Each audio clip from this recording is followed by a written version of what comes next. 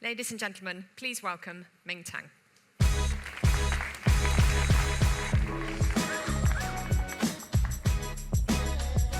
you so much, Catherine.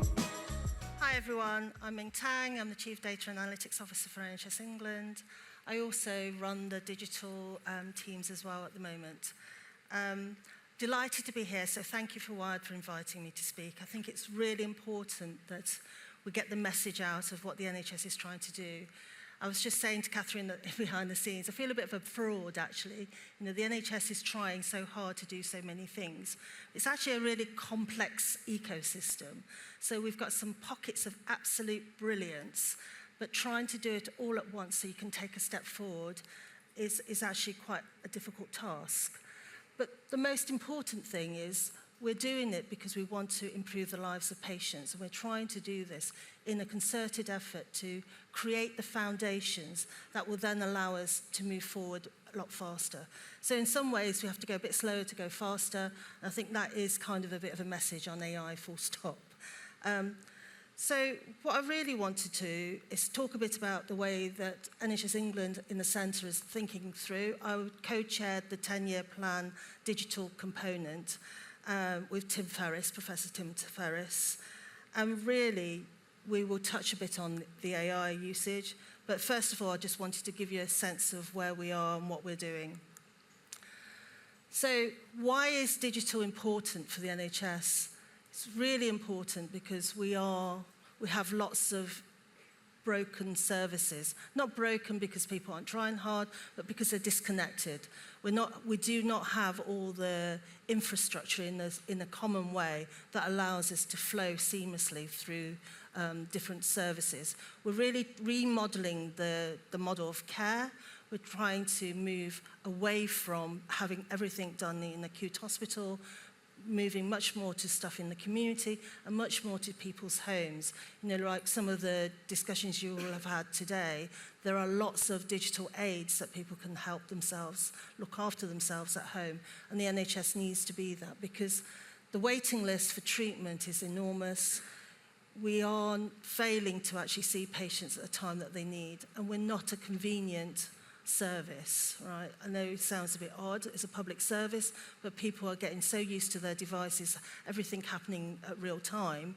The NHS is trying to really catch up and make sure that we're more convenient, really meeting people where they need the service rather than everyone having to come to us as a service.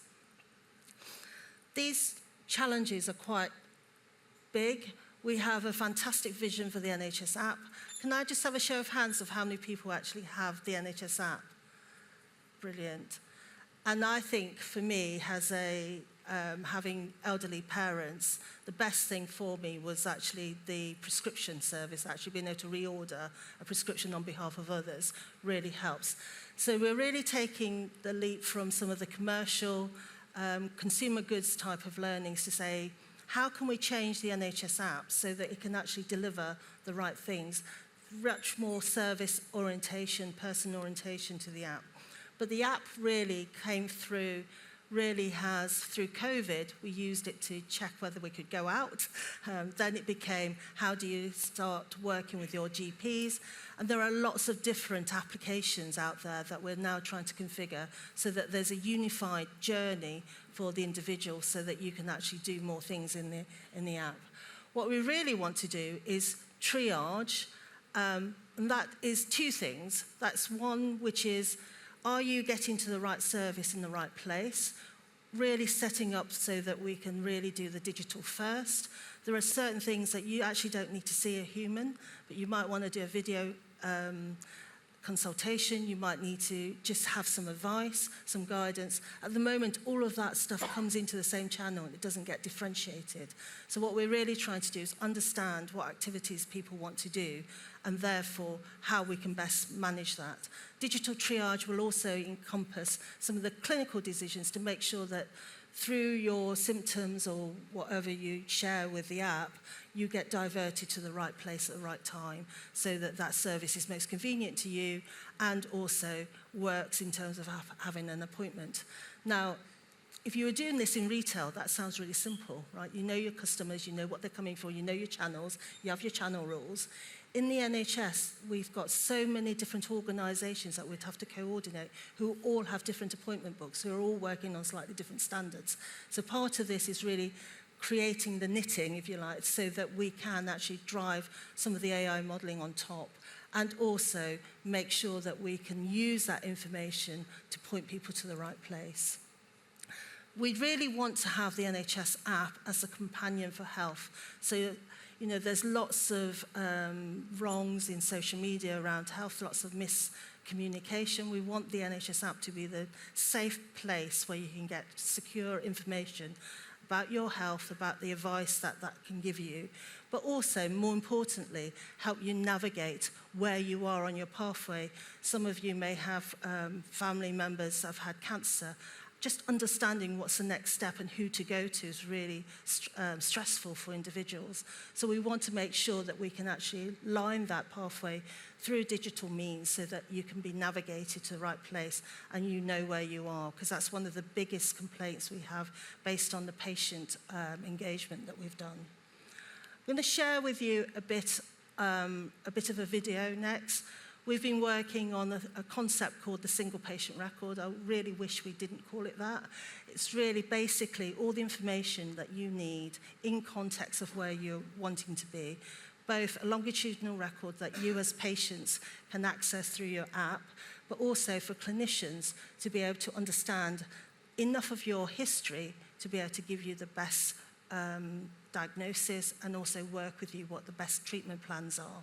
So here's a bit of a video just to demonstrate how we think that might happen in the future.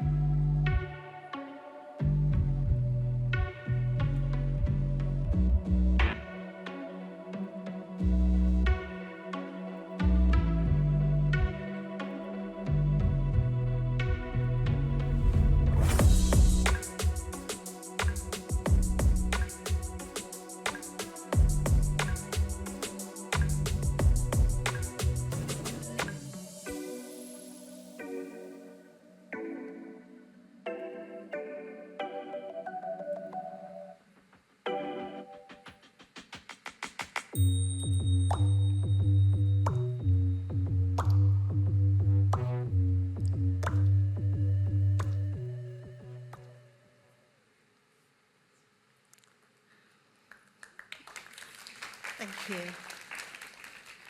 We did that video because for staff at the moment, when they're at kind of really difficult times, everyone's kind of saying, you need to do better. Right? I get very emotional about it. So we did the video really to boost up the staff, to really say, actually, if you capture digital in the right way, we can do lots together. And the key components that we're trying to drive together in an integrated way so that it actually delivers a digital journey is very much about patient enablement through the NHS app, giving the device to individuals so that they can actually participate in the way that they look after themselves and the way that their health is being delivered, and the services that are available, and just to be more knowledgeable about what the NHS is doing for them. Second part of that is really connecting all the data across the NHS so that there is a contiguous kind of information flow around the patient. Now, we'll have to put all the safeguards in place, we'll have to really make sure the infrastructure's in place, but connecting the dots on every service, every time you touch the NHS, so that you don't have to repeat your story, so that carers don't have to take files. You know, I've spoken to patients I'm one of them. I've got elderly parents who you have to take a file to make sure that they're considering all the things that happen to that's really important to them. So that's going to be really critical. The next part is some of the stuff we've been building out on the federated data platform gives us a data layer that then allows us to create workflows to share information between systems and really track benefits recovery, but also understand everyone has a single version of truth operationally. That's really important for how we run the service. And then last of all, it's really around making sure all of that data is available for research. We have I started my career in pharmaceuticals. We had a fantastic industry in pharma and life sciences. We have the best data that could be made available for research. And with the amount of information that we'll be driving through, we will need to make that data available so that we can get more treatments for our patients, our population. So they're the planks of the 10-year plans, and they're actually foundational, right? Because without this stuff, which doesn't sound that sexy and that, promotional, actually you can't drive the AI. You cannot drive AI unless you've got an integrated data set. You cannot drive AI until you've got a platform that's safe to do all those changes. Each individual trust and each individual organization can do their own thing, but those use cases cannot be scaled because you cannot go across. And we move a lot. People move around. They don't stay in one place. Your GP or your hospital in the days of old when, they knew everything about you. That's changed so much because the population's changing. So the NHS has to gather its workload and also make sure that we create the environment so that we can actually make the changes necessary to improve. So that's really the digital and data foundations. What we've also done as part of the federated data platform is really try to encourage innovation.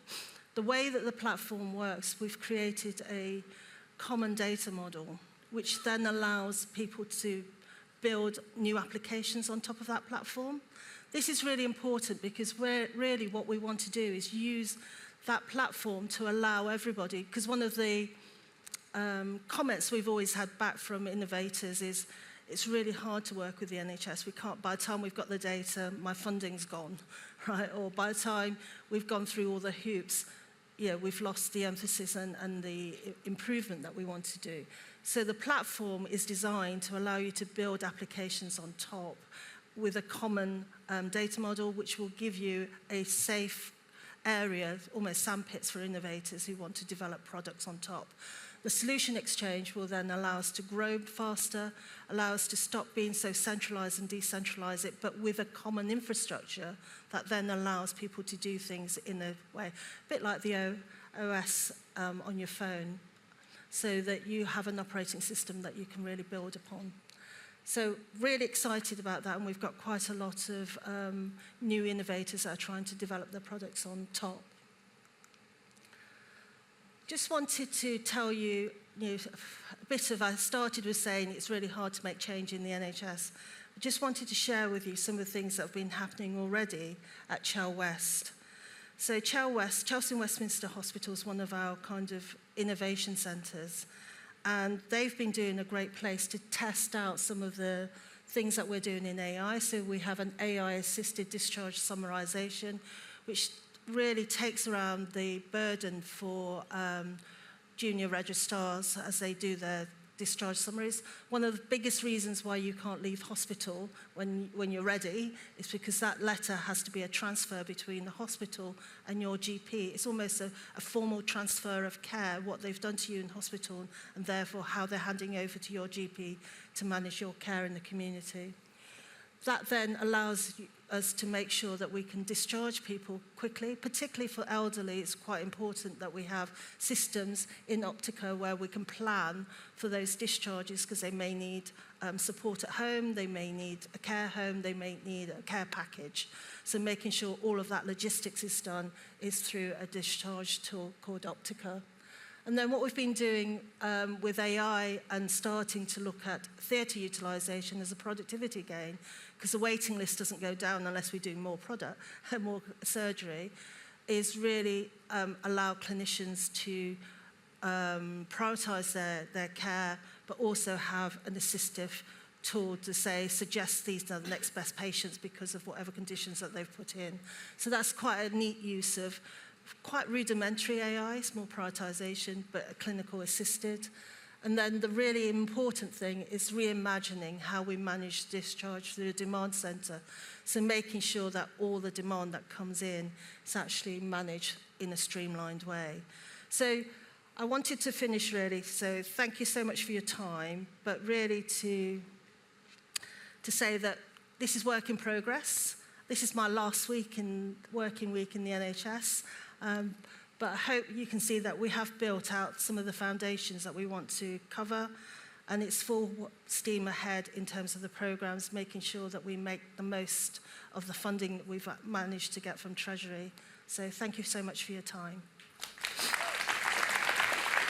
Stay with me for a second. Ming, thank you so much. I cannot even begin to imagine the logistical, the operational complexity that you have to deal with day in, day out. It's my 6th Wired Health.